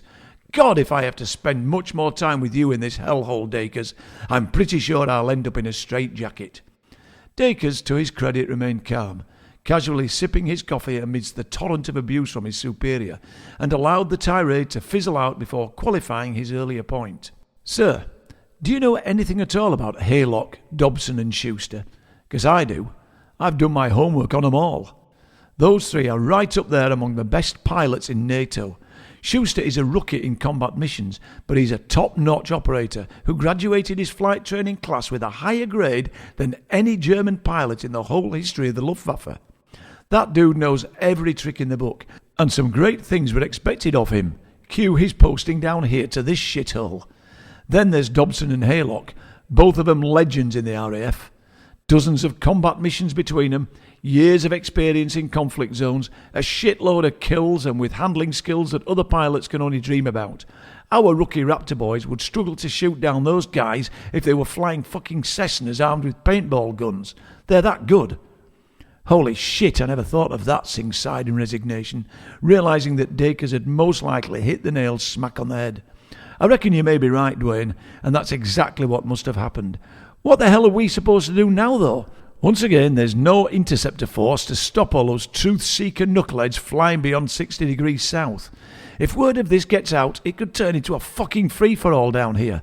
It could even open the floodgates to a goddamn exodus." Then, realising what he had just said, added, "And that's not the type of floodgate we're down here to open, is it, for Christ's sake?" Dacres raised himself weirdly from his chair, shaking his head, and trudged slowly across to the bar to refill his coffee cup. "How's it possibly gonna get out, sir? Are you gonna tell them? 'Cause I'm not, and there's nobody else here to spill the beans, is there? And anyway, how would it be possible for—" The conversation was abruptly cut short by a sudden loud, high-pitched beeping from their phones which both had left on the bar counter earlier. At that very same moment, the base's siren began blaring, indicating an incursion beyond 60 degrees south by an unauthorised civilian aircraft. A message from UN Antarctic Maritime Radar Control simultaneously flashed up on Singh's laptop screen, providing the initial vectoring and target information of the incursive, and an urgent request to dispatch an interceptor immediately. Dacres turned around to face Singh, who by this time had shot out of his seat in alarm, wide-eyed, his face flushing bright red. Seemingly out of control, the fuse of his temper already lit, he began to bang his fists time and time again on the table. "Fuck! Fuck! Fuck! Fuck! Fuck!" he yelled, before resuming his seat again and falling into a grim silence. He stared blankly and disconsolately at his half-empty coffee cup, head in hands. Chapter 10. Wednesday, 4th of December 1946. Andrew Arthur goes home. December came in on a knife edge of cold, the kind that crept under collars and seeped stealthily into bones. But this was New York, in the dead of winter. Snow lay in solid grey ridges along the sidewalks, and in the distance the Hudson River steamed faintly like a living thing. Andrew Arthur stood on the steps of the grand, imposing townhouse on East 19th Street, Gramercy Park, for several seconds before knocking, his gloved hand hovering in the air, his breath fogging in short yet controlled bursts. A hero of the greatest sea battle in history, Leyte Gulf, he had commanded men in combat and had stood on pitching decks under fire during several sea battles only a few short years ago. Yet the simple act of knocking on his parents' door filled him with a dread he could not quite fathom. It had been almost a year. When the door opened, it was his mother, Helen, her hair more silver than he remembered, her smile bright but fragile. "Andrew," she gasped, pulling him gratefully into her arms. "You look so thin." "You always say that, Mom," he replied softly, kissing her cheek. "It's the uniform." Inside, the house smelled of coal smoke and furniture polish, layered with something medicinal that made his stomach turn. The war had ended more than a year ago, but here time seemed to have slowed, as though the world beyond the walls had receded. "He's awake," Helen said, taking his coat, "but he tires easily. Don't excite him too much." Andrew nodded. "I'll try to be gentle." She hesitated, studying his face for a moment. "I'll make us some tea. You go on ahead." As he ascended the wide, imposing staircase, Andrew felt the weight of unspoken things pressing down on him. His father, Robert, had once filled rooms with no effort, a towering presence ramrod straight, a voice honed by command. Major General in the British Secret Intelligence Service, the SIS, a man who had lived his life in the shadows of empire. To Andrew, growing up, he had been distant but formidable, a figure of quiet authority whose approval was hard-earned, never simply given freely. But now, when Andrew entered the bedroom, he almost did not recognise him. Robert lay propped against pillows, skin sallow, yet eyes bright in a face ravaged by illness. His hands, once steady and precise, trembled faintly on the blanket. "Andrew," he said with surprise and delight. That name carried relief, pride, and yet something darker too. "Sir," Andrew replied automatically, then caught himself and smiled. "Dad." Robert's mouth twitched. "You always were Navy through and through." Andrew pulled up a chair to the bedside, and for a few moments neither of them spoke. The ticking of the small clock on the mantel filled the space between them. "You're leaving soon, I think," Robert said at last. "Yes, the Henderson sails in a few days, Saturday." "Antarctica, then?" Robert's eyes brightened noticeably. "The Americans are throwing quite a lot at that place." He never could adjust to being officially a US citizen and still regarded himself as a Brit, despite having left the UK more than 30 years previously. "Operation High Jump," Andrew said. "Officially, it's about training and research, mapping, cold weather operations." Robert gave him a weak yet knowing smile. "Officially?" Andrew frowned. "You know anything, Dad?" Robert closed his eyes for a moment, as if gathering strength. When he opened them again, there was fear in them, real fear. "I need to tell you a few things," he said, "before it's too late." Andrew leaned forward. "Dad, don't say that. You don't have to." "Yes, I do. I must." His voice hardened, the old commander in him briefly returning. "But your mother mustn't hear this." Andrew hesitated, then nodded in tacit approval. "I wasn't merely Army," Robert began hesitantly, "nor merely SIS. I was a specialist." Andrew waited momentarily before responding. "In what?" "There's no easy way to say this, but I was an assassin's son." The world fell into the room like a piece of chinaware, shattering as it hit the floor below. Andrew laughed once, sharply, before he could stop himself. "That's not funny, Dad." "I'm really not joking." "Dad, you're sick," Andrew said gently. "The doctors have—" "Yes, I know, have diagnosed terminal cancer," Robert said quietly. "But I assure you that I am not delirious." Andrew stood abruptly, pacing once, then turned back. "So you're telling me that my father, whom I have loved and respected all my life, is a common murderer?" "Yes, son, I am." Tears of deep regret welled in Robert's sad eyes. "On whose authority?" his son demanded, not unreasonably. "The Crown, the Empire, men who believe that the world can be shaped and controlled by removing certain pieces from the chessboard." Andrew felt heat rising in his chest. Jesus Christ Almighty! Robert's eyes burrowed into his very soul. "But there are two things in particular I need to tell you about. I need to confess these incidents that haunt me to this day, and which I've lived with for over 30 years now." Andrew folded his arms. Dismay and extreme disappointment in his father etched upon his features. "Go on." "In the March of 1912, Robert said, I was ordered south to Antarctica." Andrew froze. "No, that's impossible. Scott?" "Yes. Captain Robert Falcon Scott," his father interrupted. "The Terra Nova expedition. You know the story you were taught?" Andrew knew it well. Heroic failure. The race to the pole lost to the Norwegian Amundsen, and those melodramatic, noble deaths in the ice, only 12 miles from safety. "It is all a lie," Robert said abruptly. Andrew shook his head in despair. "No, I don't believe it." "I met Scott's party at One Ton Depot," Robert continued, undeterred. "They were exhausted, starving, but alive. and terrified. Andrew's voice rose.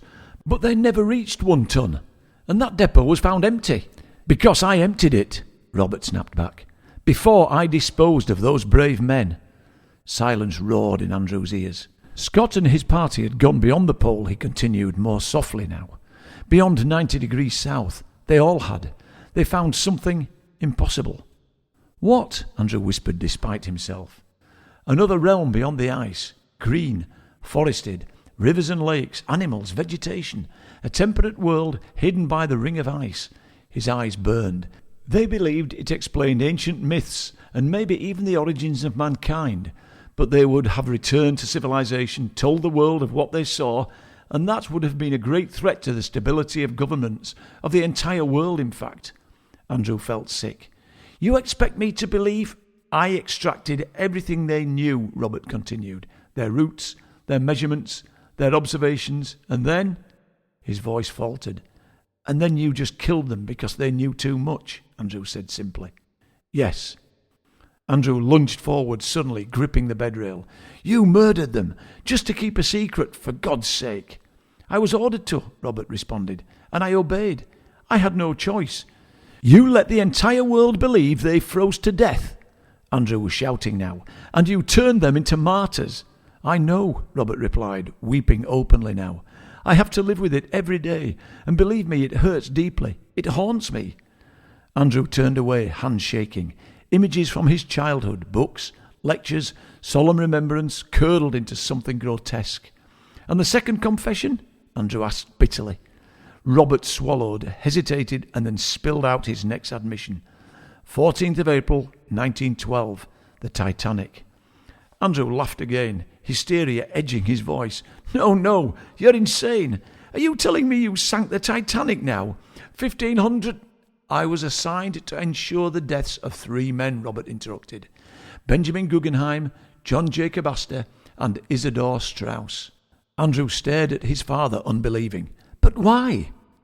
They opposed the creation of an American central bank, and they were gaining the upper hand, Robert told him. The Federal Reserve. Some very powerful men wanted it created at any cost. 1,500 innocent lives are nothing to them. So you sank the Titanic? Andrew reiterated. I did not design the iceberg nor sink the ship, Robert said. But the sinking was, let's say, arranged by others, not me. It was the perfect cover.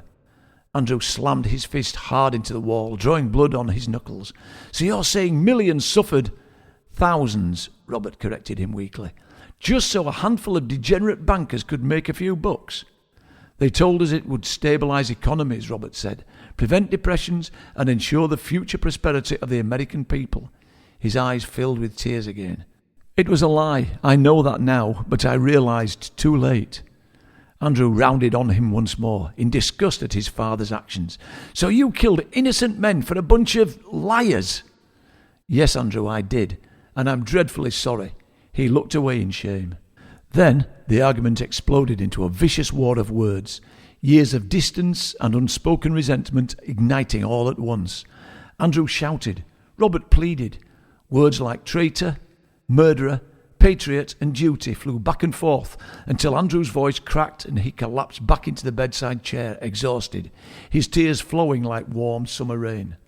Robert was sobbing now too, his shoulders shaking. I have carried this alone, Andrew, for more years now than I care to remember, he said. Every night it haunts me. I needed you to know. I needed forgiveness. Andrew stared at the floor and thought of his own orders, the things he had done in war because someone higher up the food chain had ordered him to. Then he thought of Antarctica and idly wondered why the Navy was suddenly so interested again. You're dying, Andrew asked finally, calmer now. Yes, and soon I'm going somewhere I may not come back from. Robert looked up at him. You know why, don't you? I suspect, Andrew said, that we're being sent south for reasons no one's admitting or talking about. Robert reached out, gripping his son's hand with surprising strength. Be careful what you uncover, and especially what you say to anyone. Andrew closed his eyes. Anger still burned in him, but beneath it was grief. Grief for the man his father had been, and for the man he was now. I don't forgive what you did, Andrew said eventually, but I forgive you. Robert exhaled a shuddering breath, as though a great weight had lifted. "Thank you, son," he said tearfully, but this time his tears were tears of gratitude and relief. They sat together in silence, the storm now spent, but when Andrew finally stood, he felt older, heavier somehow. "I have to go now, Dad," he said. Robert nodded. "I know." They clasped hands, father and son, the grip lingering longer than words ever could. When Helen returned with the tea, she found them quiet and pale. She sensed the finality in the room and began to weep even before Andrew embraced her. "I have to go, Mom." "Write to us," she said, clinging to him tightly. "I will," Andrew lied gently. At the door, he looked back once more at his parents, his mother fragile but loving, his father frail yet unburdened at last. As Andrew stepped back out into the cold, the wind off the river cut through his coat like a knife. Then, 3 days later, as the USS Henderson prepared to set sail for the Antarctic wastes, Andrew knew that nothing, neither history nor his own family, would ever seem the same again. And somewhere far to the south, beyond endless ice, although he didn't yet know it, a new life awaited him.